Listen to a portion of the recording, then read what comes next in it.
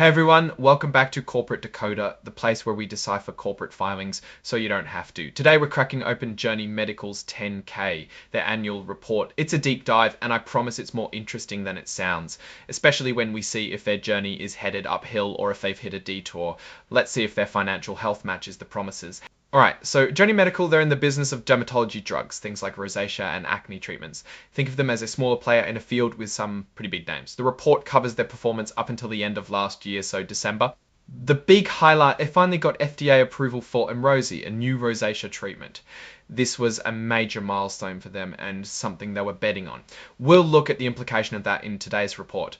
First things first, this is their annual report on Form 10K, which means it's a comprehensive overview, including all the financial statements and risk factors they have to report. For the year ended December 31, 2024, it's signed, sealed, delivered mostly. There is a reference in the table that part of the 10K information about executives will be in the upcoming proxy statement. Before we dive into the numbers, let's establish what's at stake. The report mentions the aggregate market value of the company in June 2024 was roughly $50 million. That means this company qualifies as a smaller reporting company. Now let's fast forward to the meat of the filing, the numbers that tell the real story. First, there has been no trading for the stock done in Q4. Then there is some mention of upcoming proxy statement, the vote that the shareholders do, and sales of unregistered securities to report. Now it's time for the big picture numbers. Did Journey Medical make money, lose money, and where is the cash flowing? Okay, so digging into total revenue, we can see they actually decreased by $4.5 million, about 8%, dropping from $59.7 million. That's not the direction you want to be going. Apparently, higher rebates and lower sales volumes for some products are to blame. You can also see that Exceldum has a significant decrease due to a number of reasons, including the agreement expiring. It is important to note that while the company may provide prescription drugs in an area of high demand, such as antifungal products, that high demand does not directly translate into higher revenue. There was a decrease in other revenue from 19 million to 1 million because they got that big one-time payment from licensing Qbrexza to Maraho in other parts of Asia in 2023. So while that hit looked really good in 2023, this is a sign it is not consistent. To compensate for that licensing drop, Journey did make an extra $1 million from their anti-itch product from Cutia. Let's now look at how much the company spends. Journey spends a lot in sales, marketing, and administration to sell their product. They don't develop or research that much. All their R&D has to do with licensing. That's their business model, but their sales engine costs more than that. Interestingly, cost of goods sold are down, which is good. They decreased by 9%, saving them around $2 million. That's coming from a cut in royalty payments as other patents expire. Accutane and Qbrexza are up unit volumes.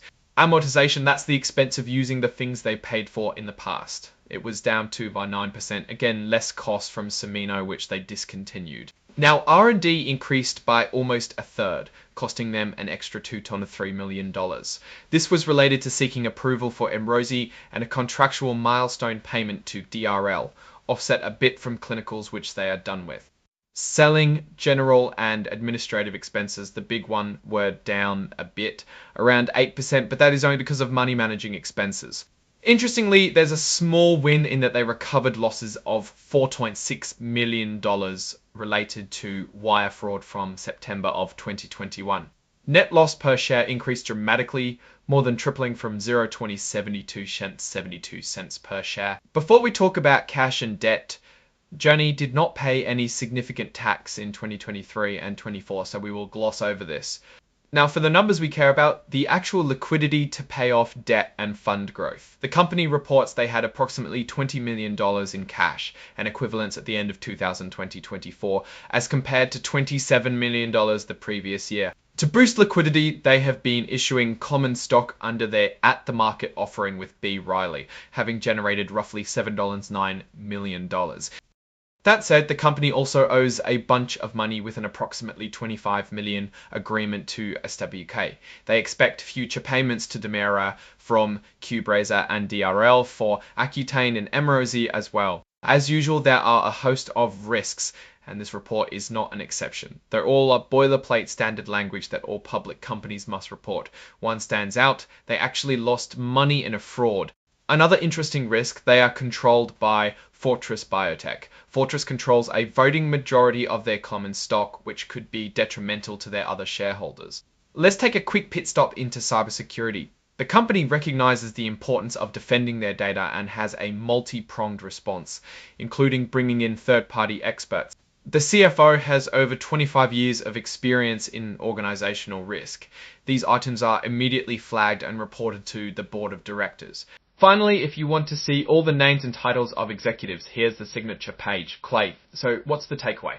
Journey Medical had a mixed year. Sales are down, which is not good for a commercial business. They now have FDA approval for Emrosi, which may help reverse the trend in the future. Their dependence on Fortress for key decisions also adds an element of risk because ultimately there are two groups that each hold conflicting interests.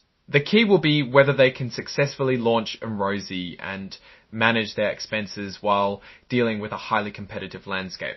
Journey may need to rely on their relationship with Fortress to navigate their business or might explore other transactions. Thanks for watching. If you found this breakdown helpful, be sure to hit that like button, leave a comment and subscribe for more corporate deep dives.